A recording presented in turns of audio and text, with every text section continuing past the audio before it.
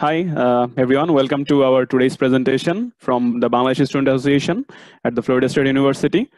I will start sharing the screen. So we have a small presentation for you where we'll be discussing about Bangladesh Student Association first, and then we'll discuss about the Bangladeshi culture and heritage in briefly, and also give a small introduction to what we'll be cooking during the session today.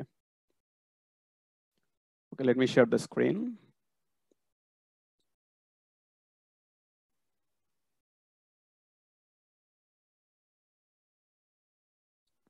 Can everyone see the screen that I'm sharing? Okay, so I'll start. So hello again. Welcome to our today's presentation.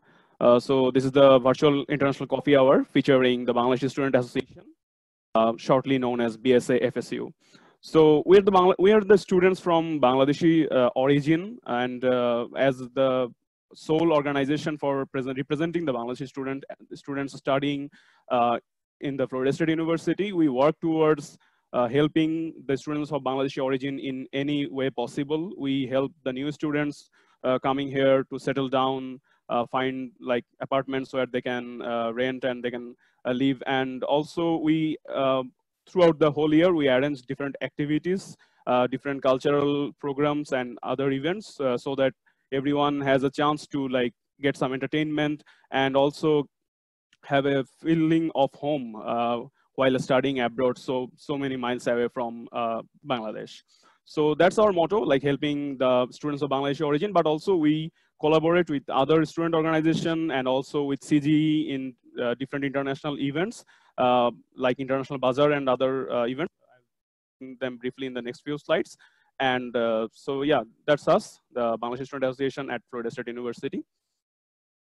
So, like I already said, we arrange several events throughout the year where the students get Bangladeshi students get a chance to like get some refreshment, some entertainment, and also get a chance to like get familiarized with other students from Bangladesh also.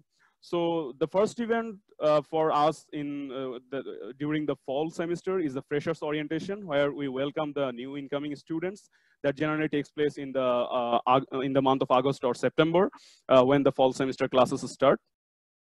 Even this year we had the freshers orientation, but this year it was like everything else. It was done online using Zoom.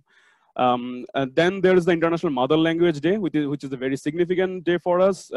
So Bangladesh is the only country in the world where people gave their lives for establishing, that's our mother tongue, establishing Bengali as the prime language of our country. When in 1952, there are several language martyrs we have. And uh, to celebrate that day, to glorify that day, UNESCO actually declared the 21st February as the International Mother Language Day. So it's celebrated all around the world, and we also celebrated here. And at the CG Globe Auditorium, with CG's help, we celebrate the International Mother Language Day. Then there's the Independence Day celebration. So Bangladesh got its independence on 26th March 1971. So we generally celebrate the Independence Day also here with all the Bangladeshi students. And it's also done generally in the Globe Auditorium with CG's permission. Then there are some collaboration events like International Bazaar that's arranged by the CGE. So we participate in the International Bazaar, perform for like 10 minutes. There's a cultural segment. Also, we have a stall that has different Bangladeshi items, so we can represent the Bangladeshi culture to international students here. And also another collaborative event that we participate in with another RSO recognized student organization that's called Bongonol. That's an organization for students who speak Bengali. We have this event called Taranga, which is to celebrate two of our most renowned poets from the Bengali language, Rabindranath Tagore, who is a Nobel laureate, and also Kazi Nazrul Islam, who is the national poet of Bangladesh. So these are a few events, like 3 of them we arrange by ourselves and 2 are like collaborative events. So let's move to the next slide. That's the heritage of Bangladesh. So I'll briefly talk about our cultural and other aspects of our heritage. So like I mentioned, Bangladesh got its independence on 1971. Struggle for actually began on 1952 for starting with the struggle for our language. That's why I mentioned 21st February. So starting from 1952, 21st February, that was the first like cornerstone of our liberation. Then let's fast forward to 1971, 26th March, our independence was declared. And after 9 months of like bloody war, we got our independence on 16 December, 1971. So that's how Bangladesh was born in the map of the world.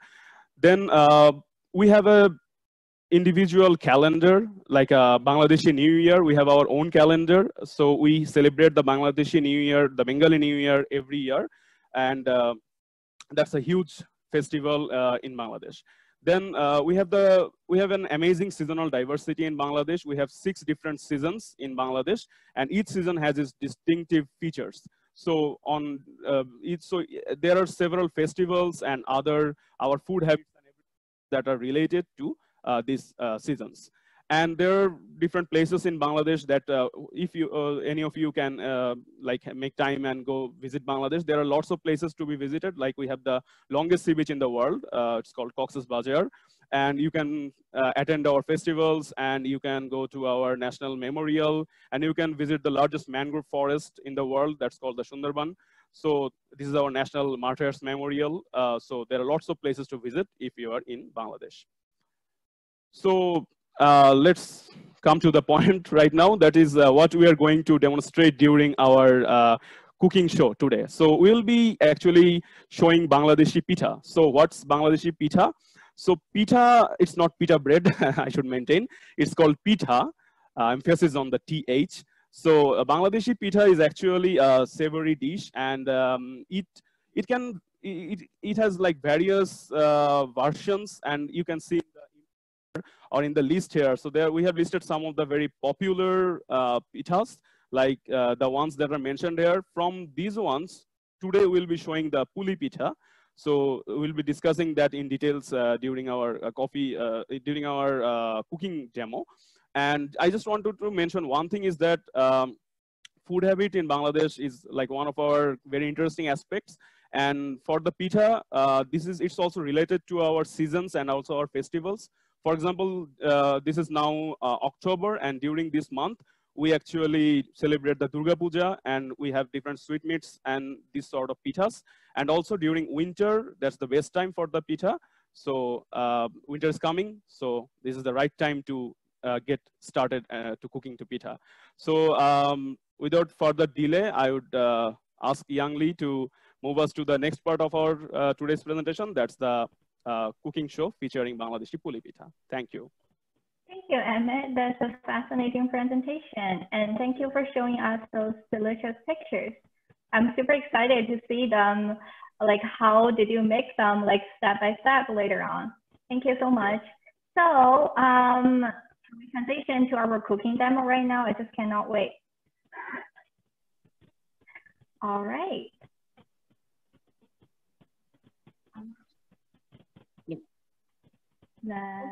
Good afternoon, everyone. Welcome to Jesse's Cooking School. I'm Manas on behalf of Bangladeshi Student Association, FSU, and my partner. I'm Shojib. Today we will be showing how to prepare traditional Bangladeshi puli pitha. There are different types of puli pithas in Bangladesh, but we'll be showing 2 of them. One is sweet and another one is spicy. So let's see what are the ingredients for the sweet one. So here we have dried grated coconut of 1 cup. Then we have a half cup of milk. Then we will use 1 tablespoon of the sweetened condensed milk from here. We have also 2 jaggery cubes, which we have crushed so that we can melt it easily. Next, for the spicy one, we will require some finely chopped carrot, potato, and chicken.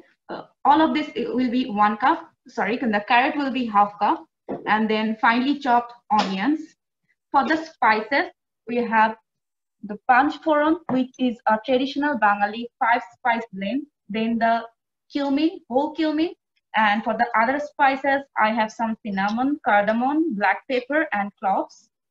And then we have some turmeric powder, some red chili powder, garam masala, which is also a traditional Bengali or Indian masala, the cumin powder, some oil, and some flour. Next, for the dough, we'll need almost 1 cup of flour.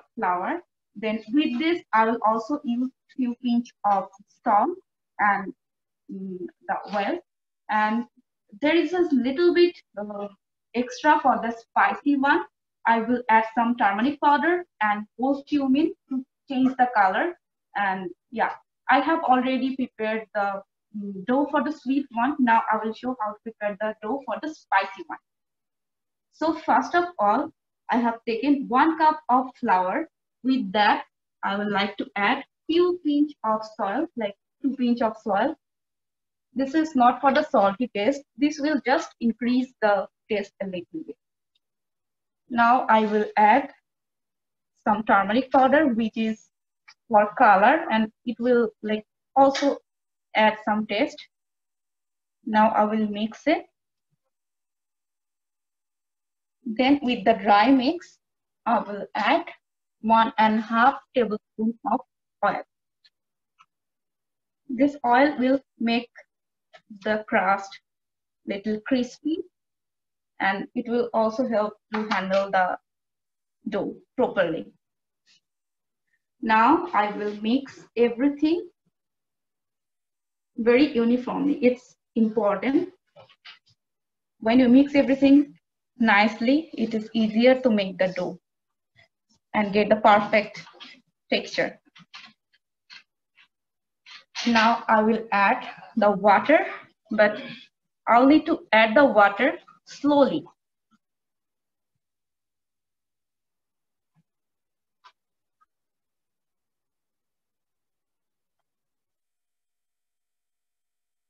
Okay, I'm adding the water.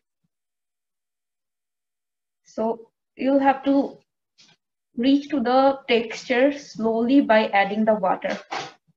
In Bangladesh, generally the homemade prepared flour are used, which is freshly made from rice.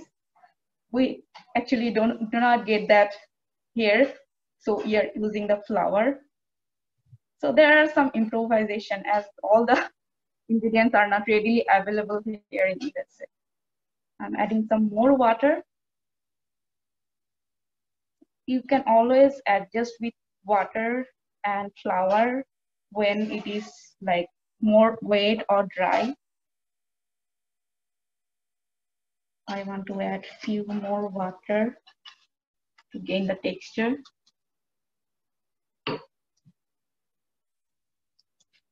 Okay,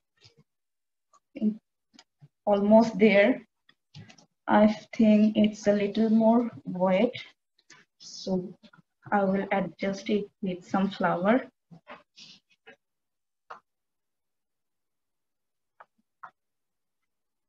Yeah.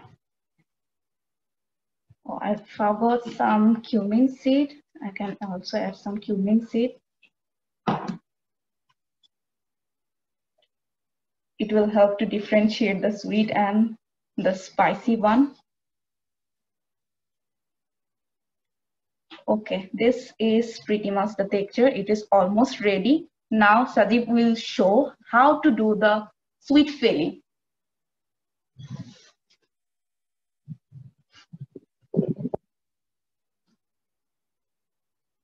So I have already added some water to the pan and already added the jaggery, crushed jaggeries into the water for melting. You can wait for some time for melting and it will dry a little. Then we'll use this. I will add this milk to the dried coconut here so that it can get some moisture.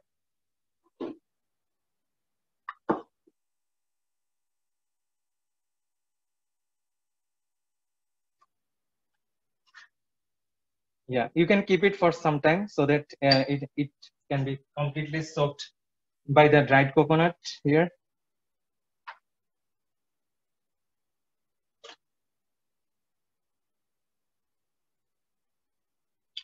You can keep it for like 15 minutes before doing this process. Yeah. For now, I'm just adding this to the jaggery.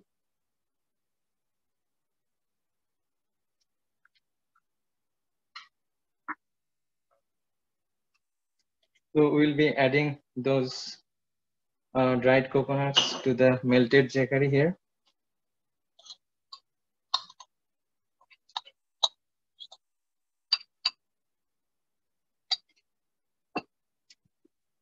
And we'll just cook it for 3 to 5 minutes until it becomes completely dry.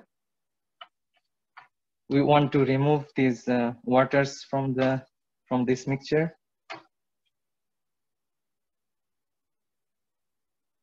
Yeah, you can wait for like 5 minutes to make it dry. And after that,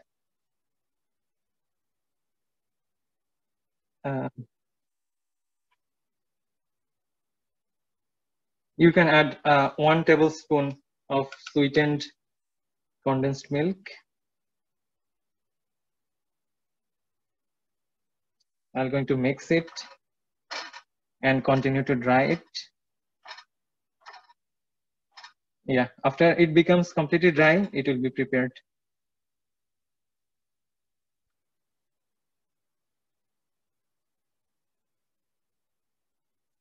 So in USA, we usually get everything ready and prepared for the cooking.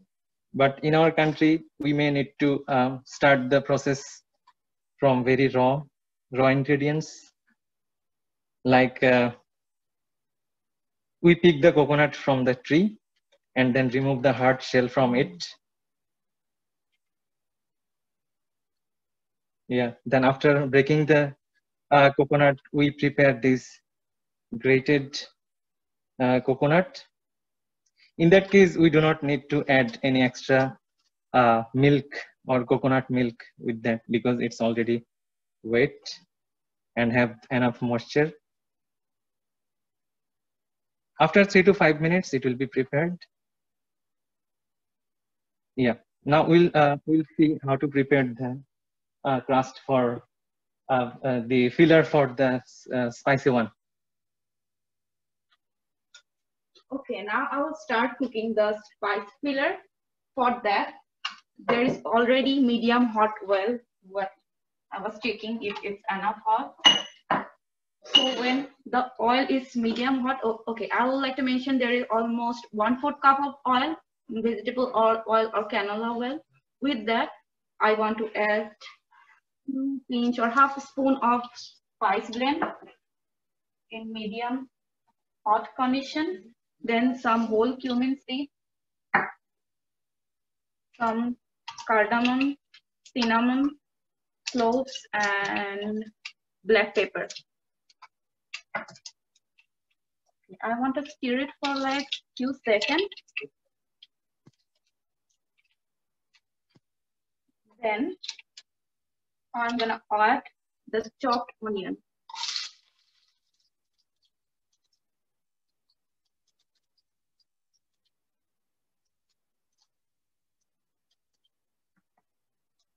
The chopped onion needs to be cooked until golden brown.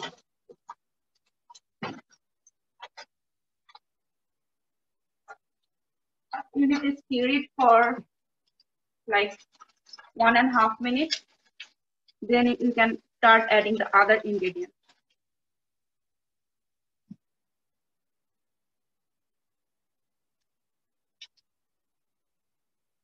Okay, I think we're almost there.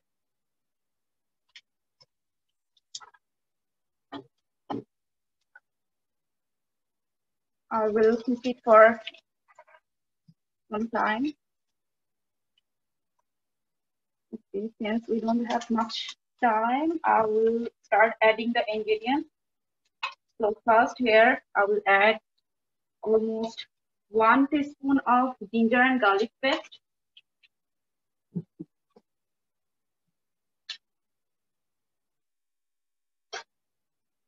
Then I will stir it for some time. so that the raw smell of the ginger and garlic paste are removed.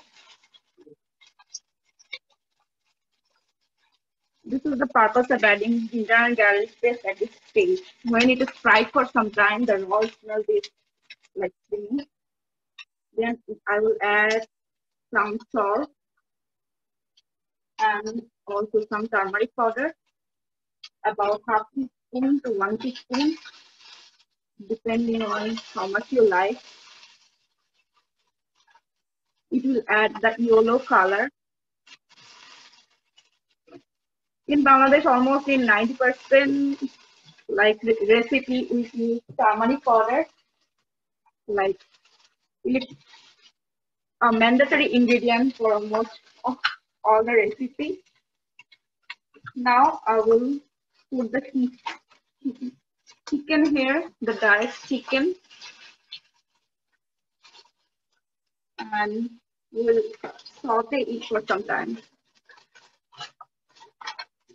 Like we want to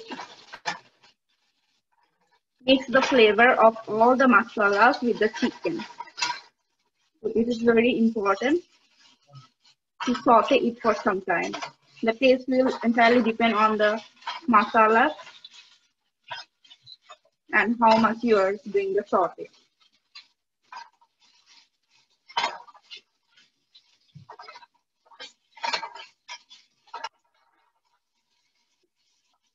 I'll also put some red chili powder. It also depends on the taste you want. I'm also adding some green chili. So with Bangladesh, mostly like most spices. It's also true for in the entire Indian subcontinent. So after the chicken is little bit cooked, I'm adding the other ingredients. The chopped potato and the half cup chopped carrot.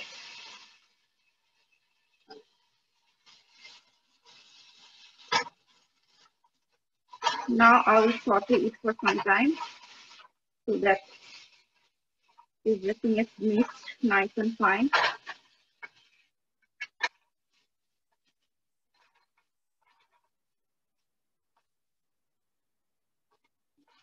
Yeah.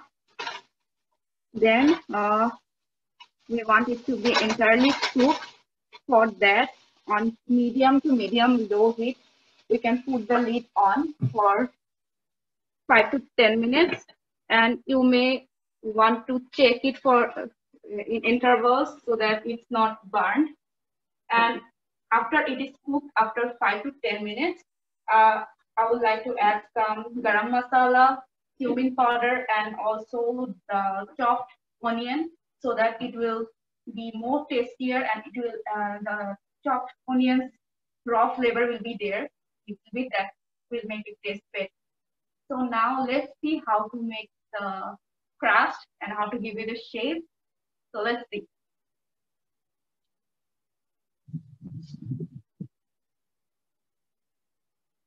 So I have made two kind of doughs so that we can differentiate the spicy one and the crust for the sweet one. As I have earlier mentioned, for the spicy one, I have added some cumin and turmeric so that I can differentiate the color. It wouldn't vary the taste much, but it's just to make it more interesting. Okay, let's see how to make the round rotis for stuffing.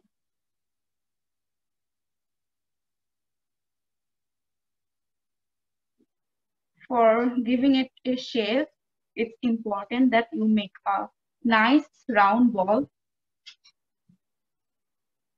Your rotis will be round or like a map. It entirely depends on making this ball.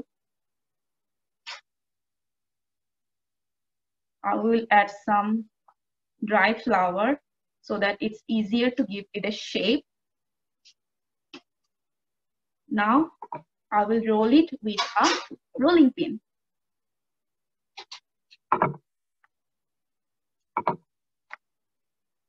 Okay, looks like it's almost round. Yay. It's difficult to make it round sometimes.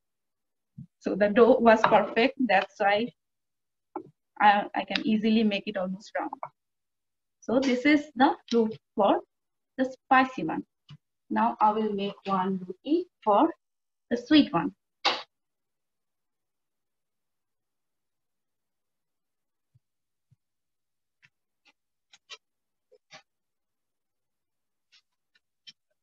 Again, I will take some dry flour so that it is easy to roll and it doesn't stick to the ground.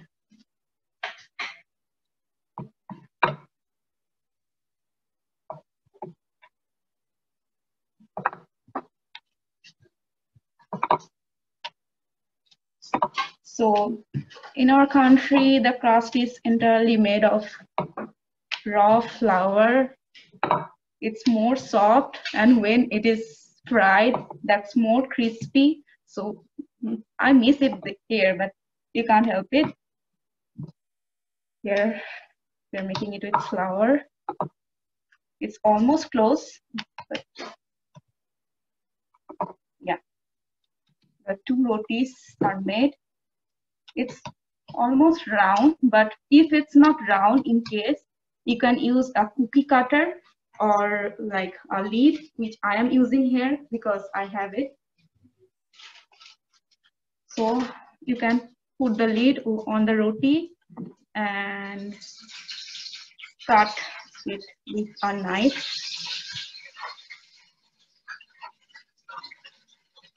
Okay, now the roti is perfectly round, like this.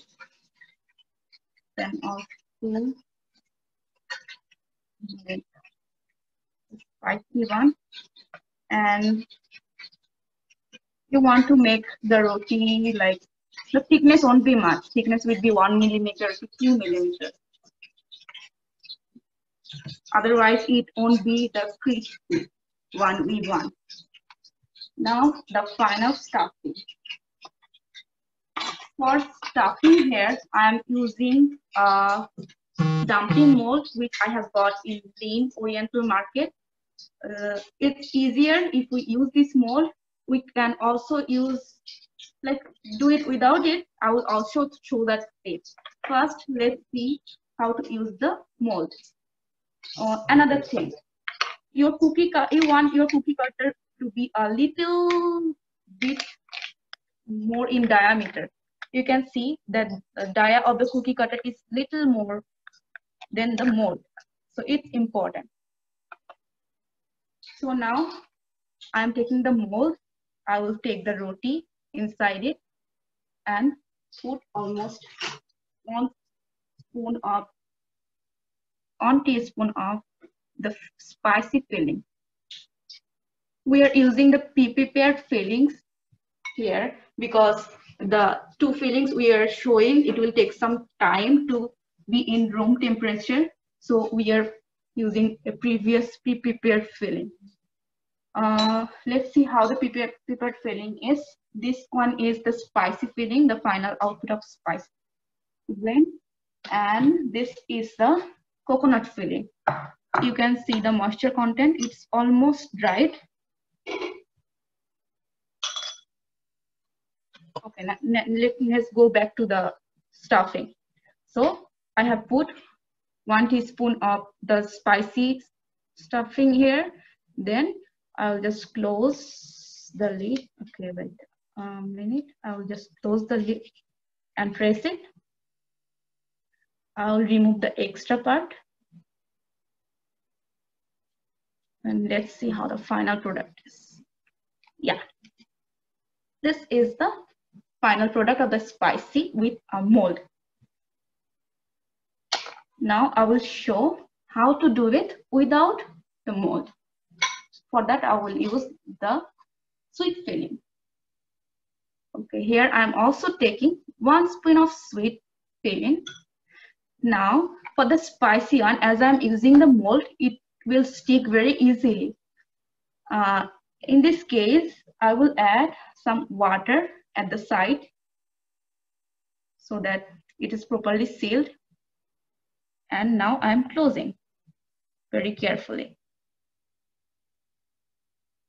You want to stick it properly, because if somehow this joint is open in the well during deep frying, the well will be wasted. So you want to avoid that. Now, this is already made, but for the extra design, we can use the fork. Like here, I'm using the fork.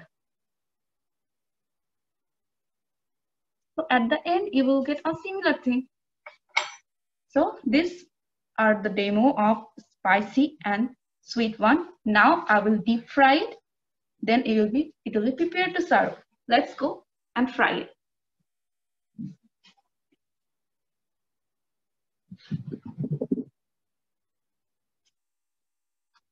Yeah, here I have some pre-prepared one. I have stored it in freeze yesterday. So before storing it, I have just like put it in a pan for some time so that the outer moisture is soaked and it is easier to store. You want a medium hot oil when you are deep frying. So let me check if the oil is hot enough. Yeah, it's hot enough. Now I will put this. Yeah, I will put all the details here.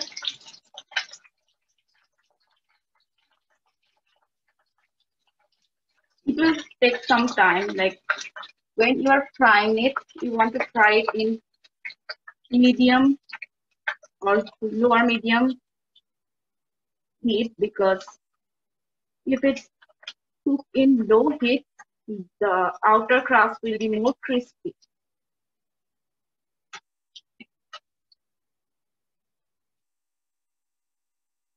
The final output will be prepared in like 5 to 10 minutes. So I have some pre-prepared ones, which I will show you as a final product. Let's see how the final product is.